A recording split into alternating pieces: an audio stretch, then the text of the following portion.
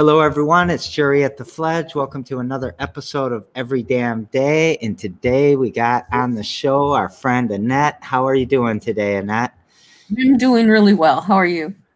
I am great. So I'm going to jump right into it, changing the show just a little bit, and want to ask you, will you tell us about you and your projects so we can get to know you, and then we'll talk more. My name's Annette Shauver. I'm from Lansing. I grew up here. Never been anywhere else to live. I really like my city. I love my state. I went to Harry Hill High School, went to MSU, became a teacher. I've been a teacher for 35 years, 17 years in a Catholic school out in Fowler. And I'm not Catholic and I'm not rural, but it was a lovely experience. And then I came to Lansing 18 years ago. Next week is my 18th anniversary with Lansing. So I've been teaching for 35 years. You're in the Lansing School District right now? Yes. Is that okay? Sorry. Go ahead. Yeah. 35 years teaching. This was going to be my retirement year, but I don't know if I can go out when we're virtual. I got to be with my kids one more year, I think. So it's been a rough situation teaching virtually. And I know it's hard for the kids and the parents too. Yeah, it's tough all around, and I feel deep in my heart for you all three of the kind of groups there, because it has been really tough on everybody. So yes. I interrupted you when you were saying English, and I think you were going to tell us social studies this year. I've been English and social studies for the past 8 years or so, 7th grade. Okay. So. All right. And I got to give a shout out. It was the Harry Hill Panthers, right? Yes, it was. Yeah. So I was supposed to go there, but the year they closed it. So I had to go over to Everett, and then I eventually went to Eastern. Okay. So yeah, Lansing School District. Lansing raised me, is what I always say. That's what I say. And I wanted to come back for years and couldn't even get an interview, and then finally got back in. So I was pretty happy. Right now I'm at Gardner International Magnet School. Over on the south side, we have about 900 students. 70% of them do not speak English as a first language. And they speak over 50 different languages. We have lots of cultural brokers or interpreters in the school. We have autistic classes. We have hearing impaired. We have sight impaired. We've got kindergarten through 8th grade, and I teach in the 7th. It's an amazing school. Amazing school. I don't know if they're still the Mustangs. I don't know why I'm focused on mascots. They're not anymore. We are the Global Guardians because we are the international school. And we just got a new mascot. He's got this big old globe head, and he's just cute as can be. One of our former students drew him up, a little boy from another country who was hearing impaired. He drew the prototype, and then we made it up. So it's pretty cool. Yeah, I went to Gardner from 7th to 9th grade because it was a junior high school back then. Okay. Yep. Yeah. So that's amazing. I really like some of the focuses that the schools are starting to have like that, and I'm really proud of the school district, especially doing their best this year and trying to be agile and all of that. So I think Lansing's done a good job. They started feeding the kids immediately, March 13th when we stopped, and they've fed them ever since. Feed them on Fridays. They give them extra food, so they have food over the weekends. We were giving out lunches, and we weren't just giving them to students. We would say how many adults, how many kids. So Lansing's done a really good job with that, I think. Yeah, I do too. I was actually very worried because we have an after-school food program here, and we were really worried about kids weren't going to be able to come here and eat. We know that a lot of kids get 2 of the 3 meals from school every day, and so it was very, very good to see the Lansing School District do that. And then the parents were blown away when they found out they could take as many meals as they needed for as many people in the family. So kudos to everyone out there. So Camp Greenwood, let's talk about that a little bit, if you don't mind. So I have a long history with Camp Greenwood. When I was a teenager, I went to North Presbyterian Church, and our church went camping Labor Day every weekend, and we went to Camp Greenwood. It was the Presbyterian Church. It had Quonset huts, a bathhouse, a dining hall, but we always went. When I graduated from high school, I started taking a bunch of neighborhood kids. I worked Parks and Rec in Lansing, so I ended up taking these 12 kids from the Rio neighborhood, who are now, of course, all 50 years old and whatever. How I got them all there, I don't know. I know I drove a bunch of them in my little Ford Pinto. I think my parents took some. I think my cousins took some. I don't know. But I always took these 12 kids. And so we probably did that for 15 years, maybe, something like that. I got married. We had kids. We took our own kids. It might have been more than 15 years. But then we quit doing that, and I graduated from college in 82. I student taught for a couple years, and then a friend who was a principal at a school out in Fowler asked if I wanted to sub there. So I went out and subbed one day, and he said, "You want to sub the rest of the year?" But after that, I stayed there for 17 and a half years. A wonderful experience. But that first year that I was teaching, I happened to see that Greenwood was looking for a part-time director. So I called my pastor and said, "You know anything about this?" And he said, "Your father's on the board." And I said, "Oh." So I applied for the job, and my father stepped down, and I got the job. It was half-time. I lived at home, except in the summers. I lived at camp. I did all the hiring, coordinated everything. Amazing job. I did it for 4 years. And what happened was the presbytery was trying to decide if they wanted to sell the camp or keep it going. So pretty much every Sunday I visited another church in the presbytery, which is kind of maybe from, I don't know, not the Detroit area, but this part of Michigan. Can you see that? The palm. Yeah. Ish. So all the way down to the southern border and up to Traverse City almost. So, and then kind of right down the middle. But we went from 240 campers to 535 campers in the 4 years I was there. And so they decided to hire a full-time pastor to run the camp.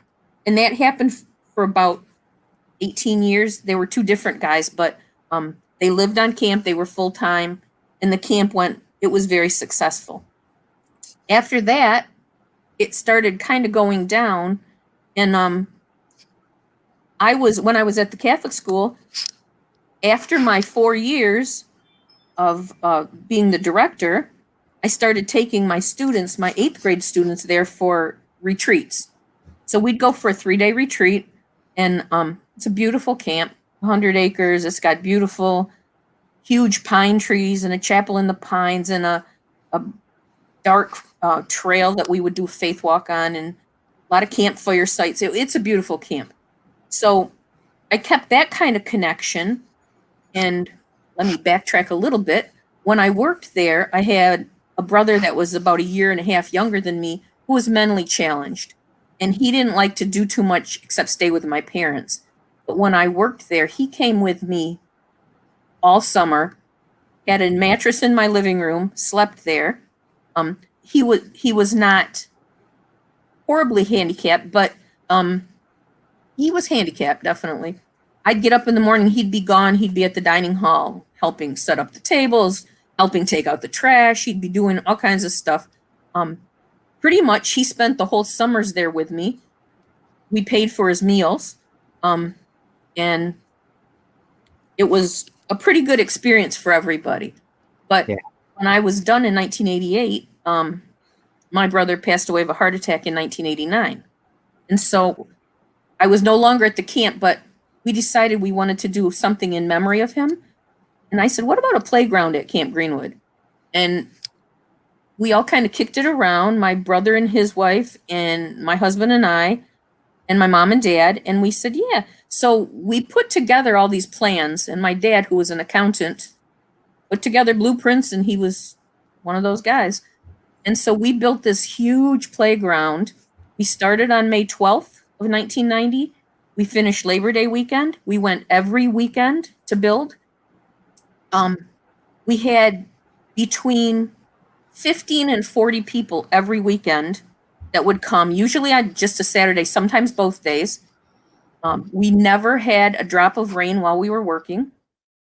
Every weekend. It might be pouring here. We'd pull into Greenwood, the sun would come out. So, we built a beautiful, great big playground. It has a 6-sided swing, and they all swing into the middle. It's got a handicap ramp that goes up to a boat. It's got tic-tac-toe. It's got arm things. It's got swings and teeter-totters. It's a really cool playground. Is it still there now? It's still there, and it's beautiful. I wish I had some pictures, but I don't. We go up every spring and do maintenance on it. Okay. So my family and my mom and dad are gone. My husband's gone. 3 of my cousins that were very active have passed. So a lot of the people aren't there anymore. My children and my brother's children weren't born when we built it, but they're all active now. So it's kind of a different generation, but we go do the maintenance on it. It's a beautiful playground. I'm trying to search up some images of it right now, but I'll do that. I'll pull one out if I get one while we're talking here.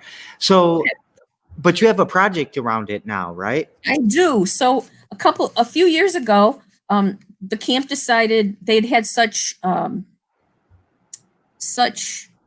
irregularity with their directors. They decided they were going to sell it. It was given to the Presbytery of Lake Michigan by the Synod, which is a bigger group, and we assumed that it would be given to us. We created a nonprofit, Greenwood Ministries Association. The Presbytery just didn't want to put any more money into it, and so we said, if we can run it on our own, be in the black, can we go forward? And they gave us 2 years. We were in the black both years. We hired a director. And we worked under the nonprofit. And then at the end of those 2 years, rather than giving it to us, they said, we're going to sell the whole camp. And we're like, wait a minute. And it ended up being a vote in 2016. And they decided they would sell us the camp at half the assessed property value. Okay. And at first they had an old assessment from I don't know when, but they said it would be like, it was worth $3 million. Since then, we've had several assessments. And right now, what we need to do, we've got 2 years to raise $700,000 to buy the camp. So it's one of those things that it's a big undertaking, but we've got a lot of dedicated people on the board. And I was kind of away from the camp except for the playground for years. And then someone called and asked if I'd be on the board. And I said, absolutely. So I'm pretty excited about that part.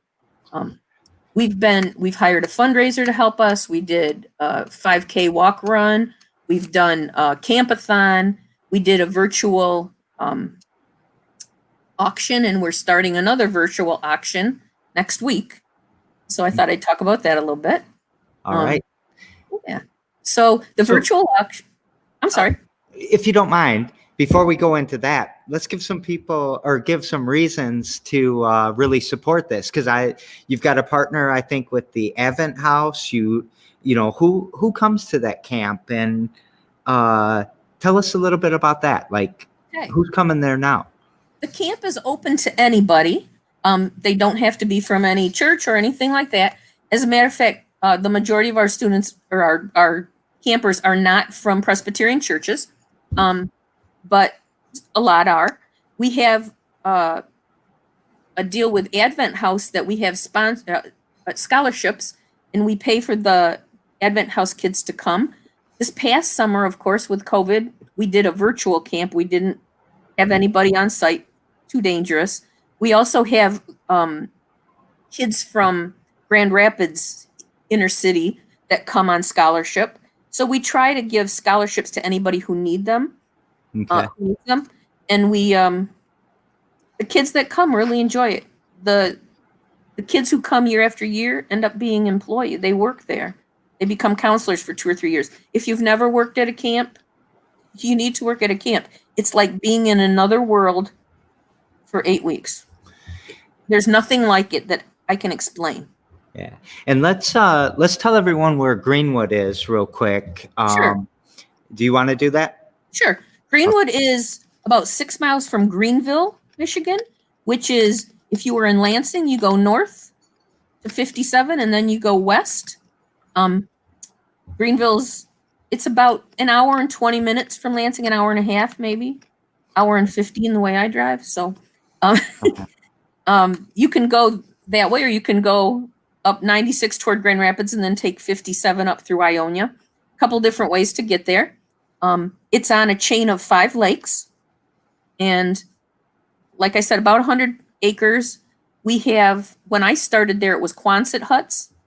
And one of the Quonset huts during the night, after the campers had gone home for the summer, one caught on fire because it was hit by lightning. And we had talked about replacing them. So over the 4 years that I was there, they replaced, I think, 5 of them, and then replaced a couple more after I left. So they're new cabins. They're not real new cabins, in the 80s or 90s, but they're modern. They have bathrooms. They have showers, electricity. They're nice cabins. Yeah. We also have a beautiful retreat center, which is kind of like a double wide prefab house. It's available to rent. The cabins are available to rent. We've got a big dining hall that's available to rent. So we've got, it's a beautiful place to come with family reunion.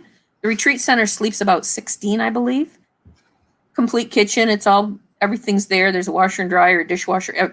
It's pretty, very modern. So. Yeah. And then is this a camp like I send my kids there, or do I come too? Or it's a camp that you send your kids to in the summer. Kids from 6 to 18 come, and we've got 2-night camps for the little ones, up to 10-day camps for the older ones.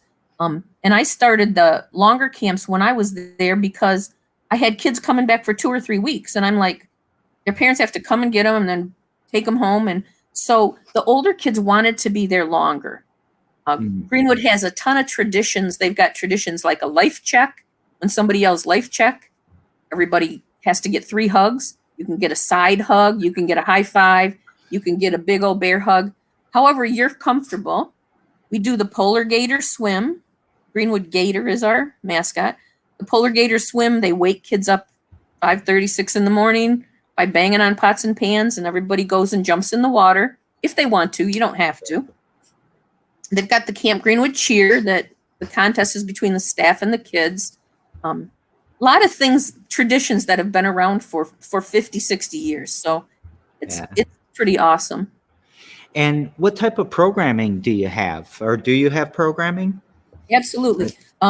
We have a full-time director who lives at camp, and then we've got a program director that works in the summer and part of the spring to set things up. We have Music in the Woods, which is a wonderful camp. Kids come, they play instruments, they sing, they do a show at the end. We have a couple of wacky water weeks because we've got kids that want to be in the water all the time, and they do all kinds of things, wacky Olympics in the water. They have canoe trips and stuff like that. We have a survival camp where the kids go to our more primitive site. It has Adirondacks, which are 3-sided buildings with a screen front, and they cook all their meals out over fire and stuff like that. That's the more primitive camp. We've got camps to just get kids interested, kind of a sampler. Yeah. We've had STEM camps where kids are doing experiments and things like that. We've had computer camps. We've had sports-themed camps. We kind of look at what the kids are interested in. So it's all right. And then there's a family camp in the summer. And again, like I said, you can rent that. You can rent the whole camp, or you can rent the retreat center for family reunion, church picnic, whatever. So. All right. Would you compare that to like Mystic Lake? Do you know that camp? The YMCA? Mystic Lake probably has a little more higher end some stuff than we do. I think Okay. we have a low ropes course, and I believe they have a high ropes course. We have an archery range, and we've got sailboats, canoes, kayaks. This sounds amazing. It's And beautiful. we had talked about Advent House a little bit, and I think people kind of get, the inner city kids from Grand Rapids. But will you remind everybody who Advent House is? Or I Sure. can, if you, yeah, okay. Advent House is a well, I don't know, an organization that works out of Westminster, North Westminster Presbyterian Church, and they service people who are homeless, people who are transitioning from shelters into residences. They service the families. They teach. At one time, they were teaching skills so parents and adults can get jobs. They feed the kids, do crafts with the kids, have tutoring for the kids. So it kind of services the homeless is basically, Right. or people that are trying to get out of being homeless. So, And one of the few places that children can go, like the children can't go to the mission. Yeah. Well, they go somewhere else, but yeah. So we love the Advent House. Big shout out to them. So, it's amazing to me that it's, you said 70 years that it's been there. And has it always been very similar? Like it was the youth camp with the programming and all that? I have a friend, a former teacher who's retired, who went there in the early 60s and when she was a little girl. And so there are people that went there years ago that still remember. They remember their counselors. If you've never been to summer camp, it's an experience. And if you've never worked at a camp, it's an experience. I'm telling you, summer camp is sort of like its own world. And if you go for a week, it's a week that you're never going to replace. It's an amazing thing. I remember, so I went to Mystic Lake. That's why and that was like 45 years ago. I went for a wrestling camp, and I think about that all the time. I think as a child, I went to Girl Scout camp, Camp Deer Trails. So, yeah. So this is amazing. And, to give, that's growing opportunity for people too, right? Because when you're standing on, the porch in the east side every single day with nothing to do, you've got, a window into life, but you go to camp, the window gets a lot bigger. Oh, yeah. And I think it's so very important. And it's beautiful nowadays because kids make friends from all over the state and outside of the state, and they can communicate. I mean, the friends I made, we had to write letters, right? But now they can just stay in touch. And I have a niece and a nephew who have gone that are just keep in touch with kids from the camp, and it makes beautiful friendships. Yeah. So do you let them bring their phones and stuff like that too? Or are there restrictions? They're not supposed to bring their phones, but it's the 2000s and people bring their phones. So, that's where people's phone or cameras are. We try to keep it as unplugged as we can. And actually, it doesn't get really good service there. So that's a plus. There's a beautiful chapel in the Pines. One of the highlights for kids that go to camping is the Faith Walk, and they do it with the older kids. But you go out into the middle of this trail in the dark with no flashlights, and then you send the kids one at a time. And there's a path, and usually the moon's bright enough that they can see the path, but that's about all. And they end up, if they just follow the path, they end up where there's a campfire at the end. And it's one of those things that kids who are adults now talk about and say, I was afraid, but I knew there'd be light at the end. And, that's a good life lesson to keep. We go through dark times. We just went through some dark times, didn't we? So, yeah. So for parents who maybe are not so religious and maybe they get triggered by religion even, is this still a good place to send your kids if you? It is a very I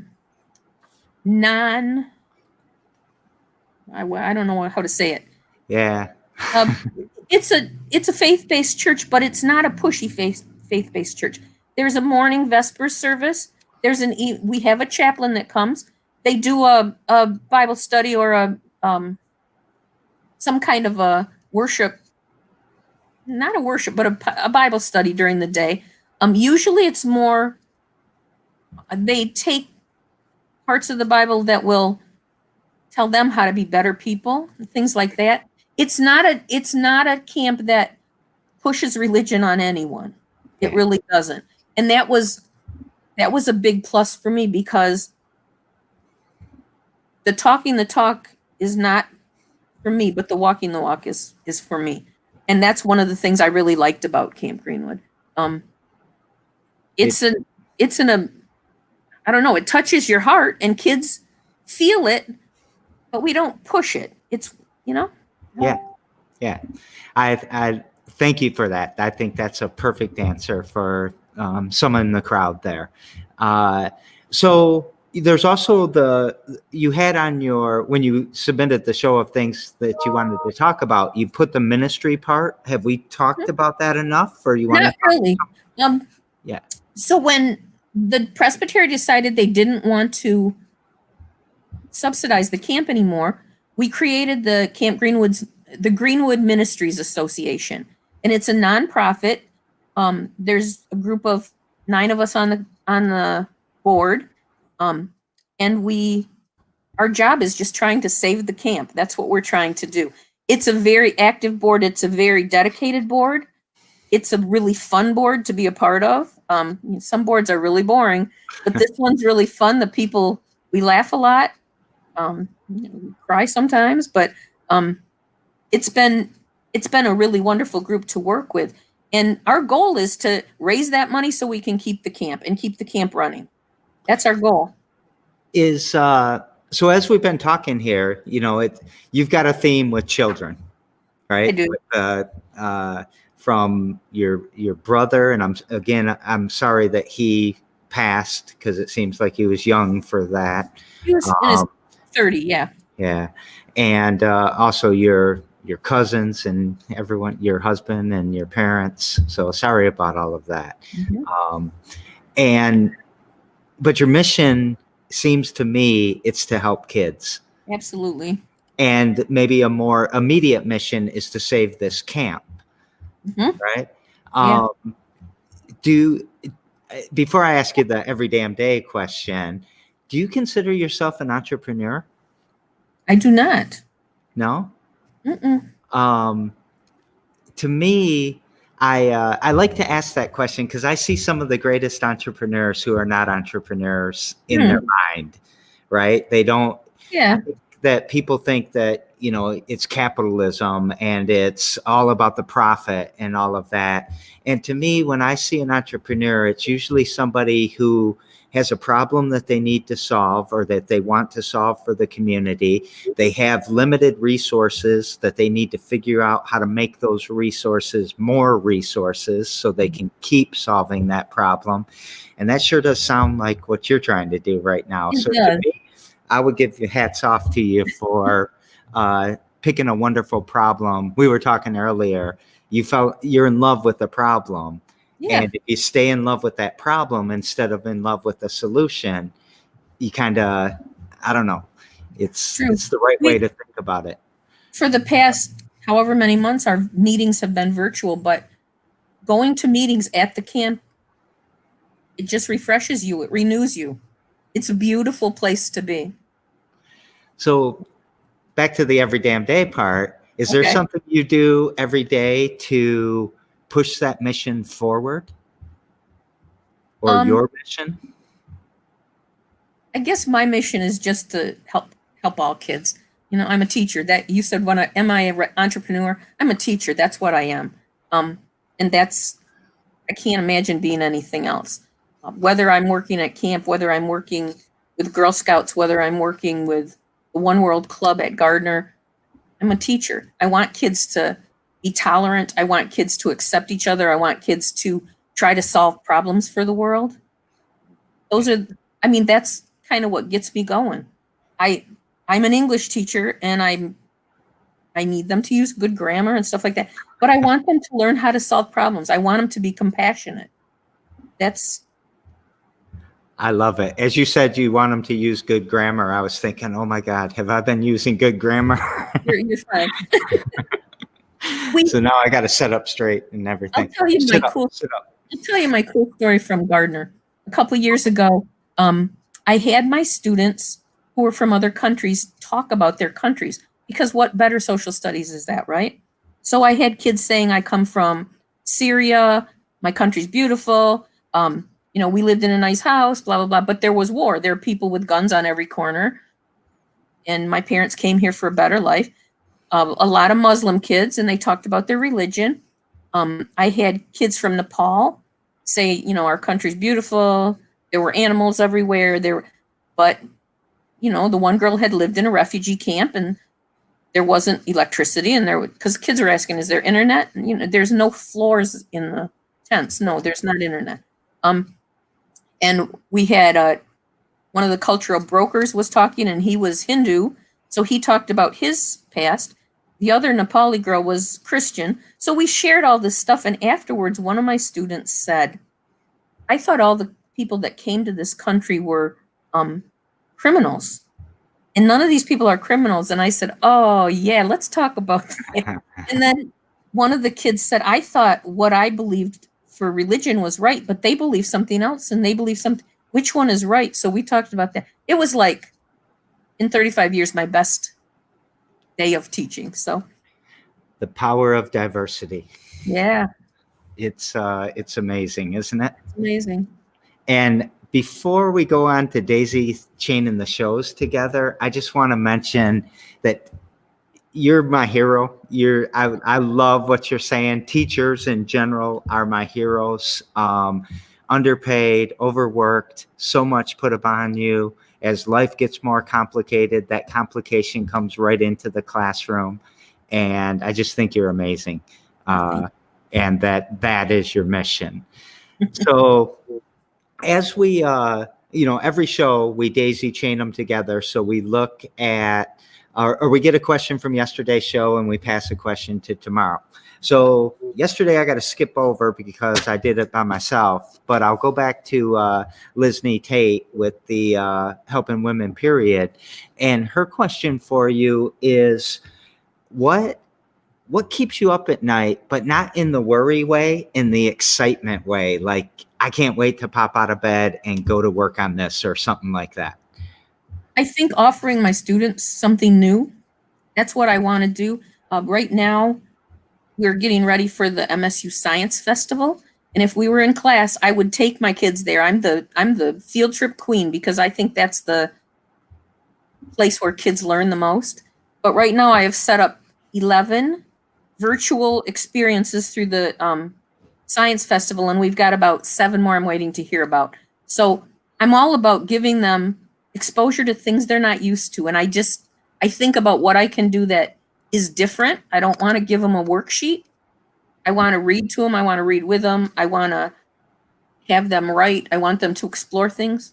So I guess, what can I do to keep that kid who doesn't like school interested, to keep the kid that does like school more motivated? Well, if there's anything the Fledge can ever do, and I know I'm going off topic a little bit, we would love to be involved. And I'm a Gardner alum, so I've got something in common with them already. Right. I've got a question from the crowd, actually, and I'm going to put it up on screen. Cindy is wondering how close you are to raising the $700,000, and I'll talk to James later. We are nowhere near it. We've got 2 years to raise it. Last year was we broke even, but with COVID, we didn't make any money. So what money we brought in, we needed for expenses.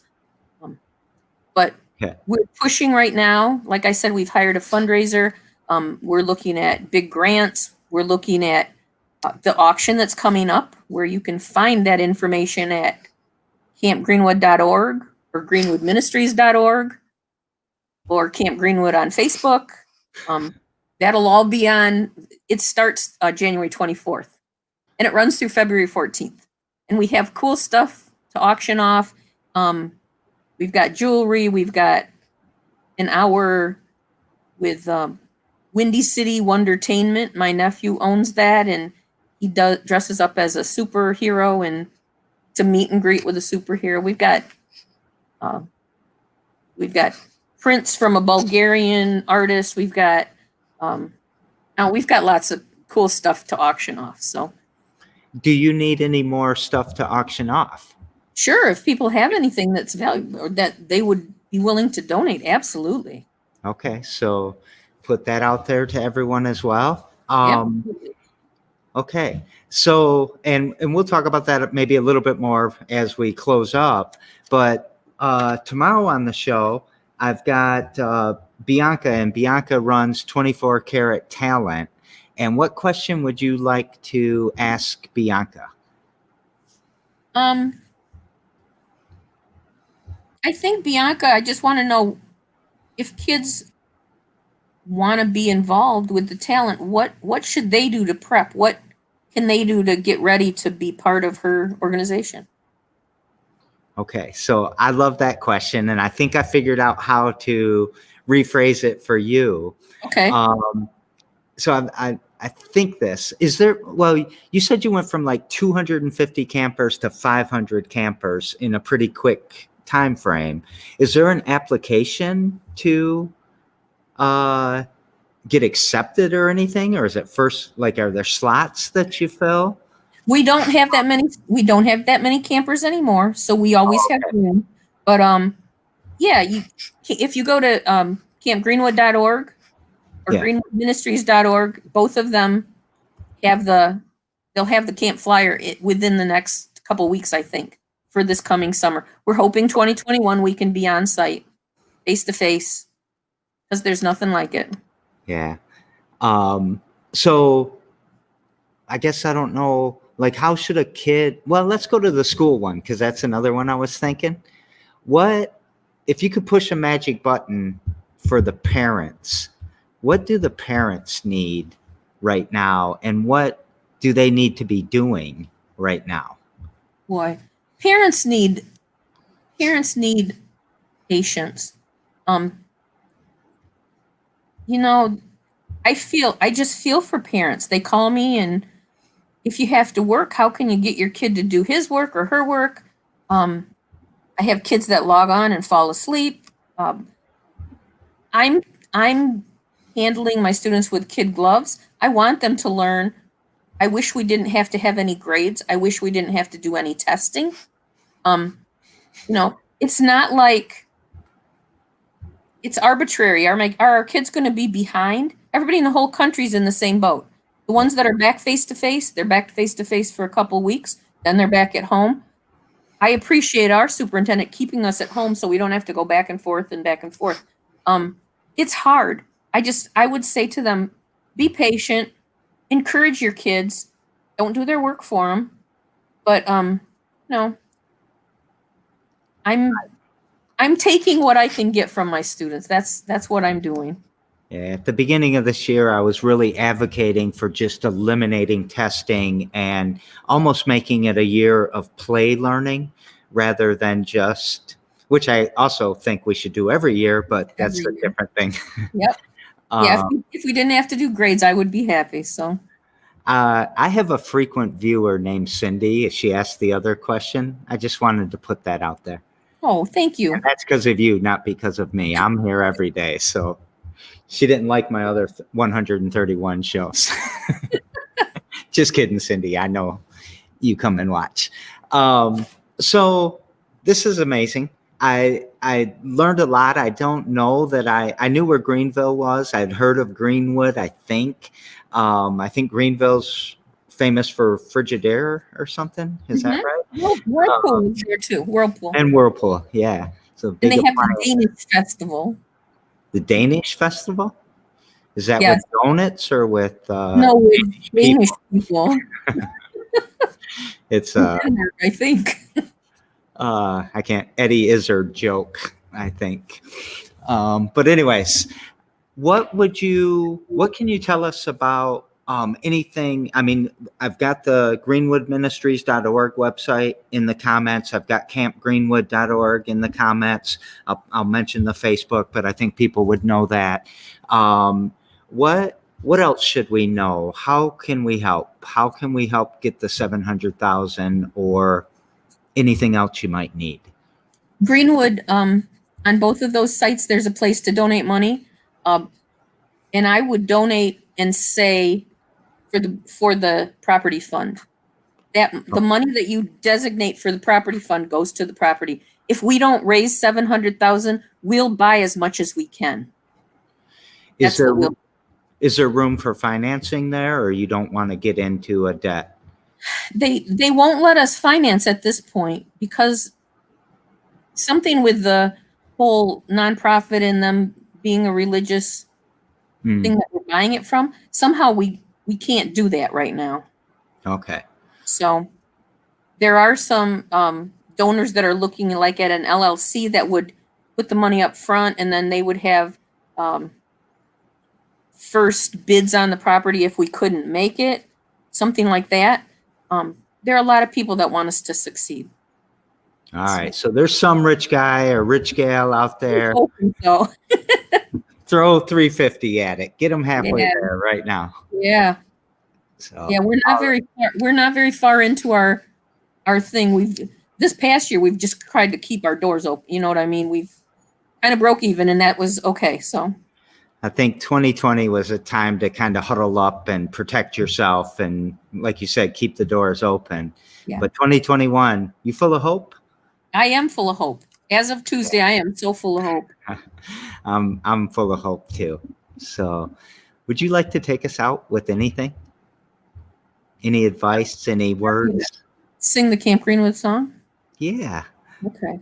Oh, the Camp Greenwood kids are the finest and the best, and they keep on going, and they never take a rest, and they... Do I know the rest? It puts you to the test. I don't know. Oh, that was really embarrassing. I can't remember the rest. I guess because I'm on the spot. Perfect, though. Okay, sorry about that. No, my Greenwood Gators are gonna shoot me, so I'm gonna say, "Oh, you embarrassed us." Oh well. You want to try it again? Yeah. Oh, the Camp Greenwood kids are the finest and the best, and they keep on going, and they never take a rest, and they Camp Greenwood forever. That's the end. I missed the middle part. I haven't sung it since 1988, so yeah, you got to cut me a break. I think it was good. Okay. I think it was good. I don't think that I know the real words to any song. So with that, I loved it. I love this show, just like Cindy is saying. She's saying beautiful out there. And thanks for coming on the show. Thank you, Jerry. I appreciate it. It was fun. So every damn day happens every damn day at 2 p.m. So we will see you tomorrow, and I will see you later. Bye-bye, Annette. Bye-bye, everyone.